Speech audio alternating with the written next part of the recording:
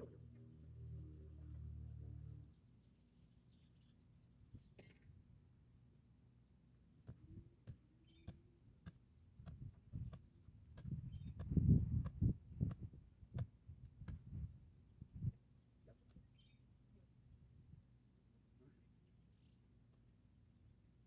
a little smaller than it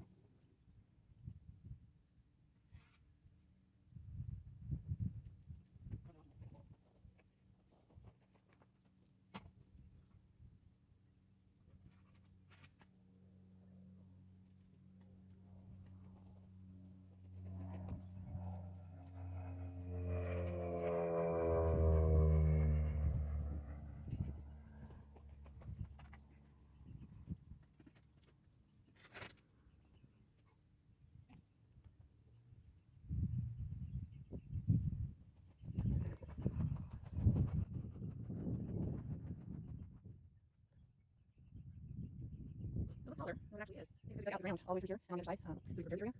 But it's a little good.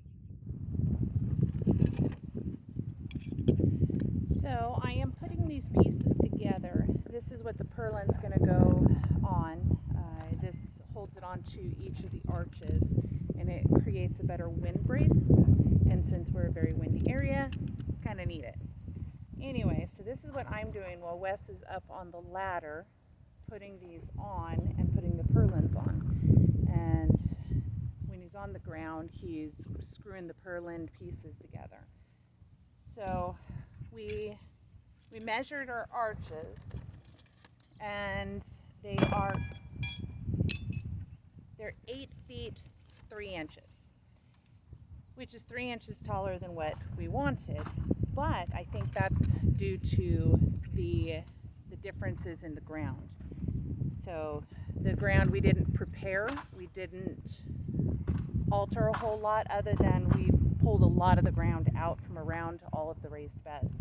So we're 3 inches taller than what we had planned, but what we can do is add more pea gravel in the driveway and add more bark around the outside, which will raise up the outside ground, making it actually 8 feet instead of 8 feet 3 inches. So that's probably what we're going to end up doing.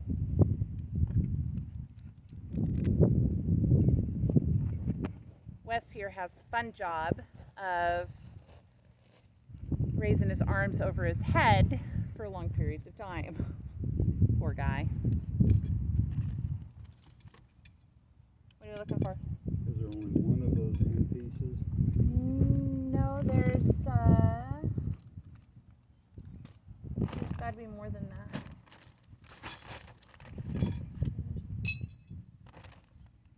I swear I saw more than one. Because there's supposed to be two, one on each end. I only saw him screw in one. No, he screwed in one on the end. And that's not it. And those are not it. Oh, it's got to be in here somewhere.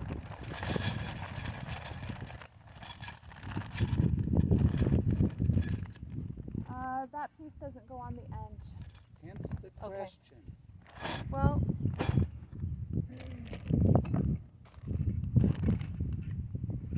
there's the one. There's got to be two more. Oh, there's one. We only have two? That's what it looks like. to call for the second thing that we're doing and see if he can send me 2 more.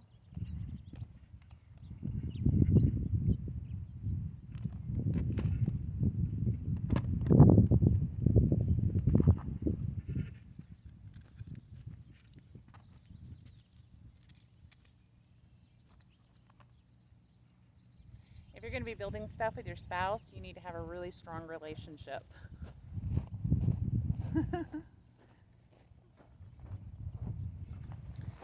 So we are installing the wind bracing now. We got a few of the arches put together, and now we're going to install the wind bracing to make sure that the first pole is upright straight, and then the rest of the poles will follow suit. So here we go.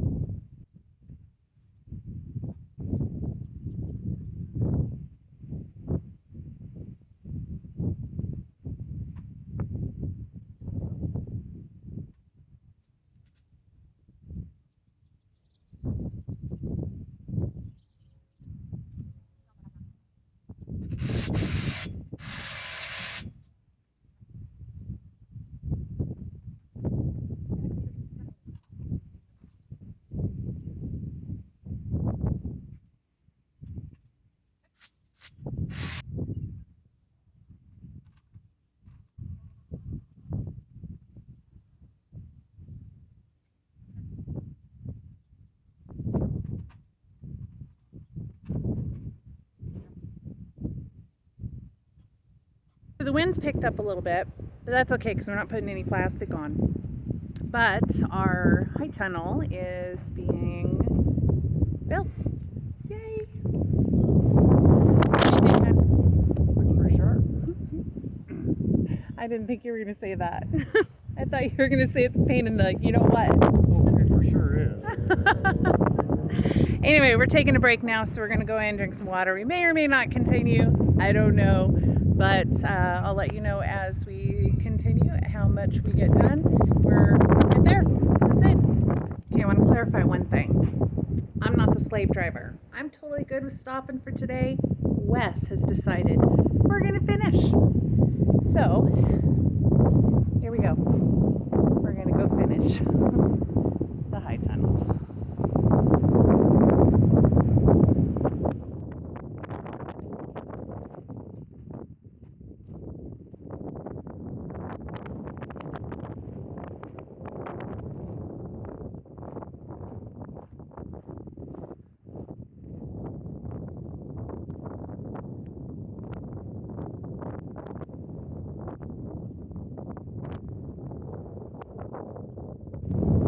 Excuse the wind again, but we're putting the last finishing touches up. We're putting up the wind bracing right now, and when we're done with that, we're done. Well, for today. So we're going to finish that up. I'm going to help him out with this because it's easier if I'm holding it. So we're officially done for the day.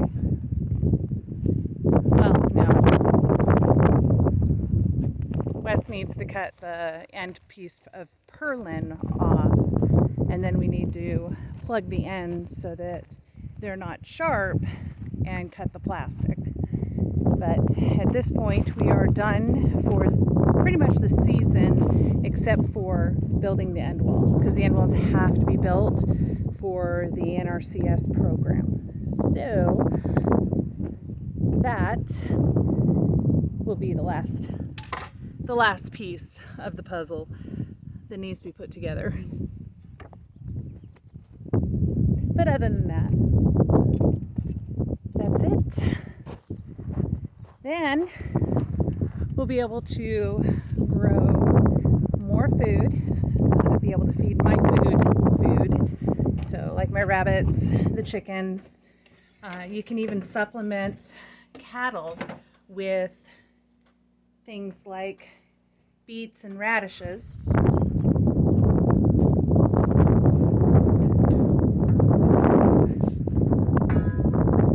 So now it's cleanup time. Put everything away and relax for the rest of the day. That'll be nice.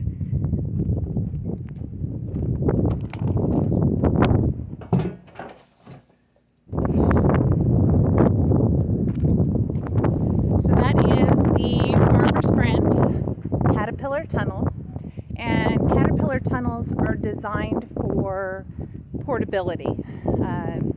People that rent land to farm on, this is a good option for them.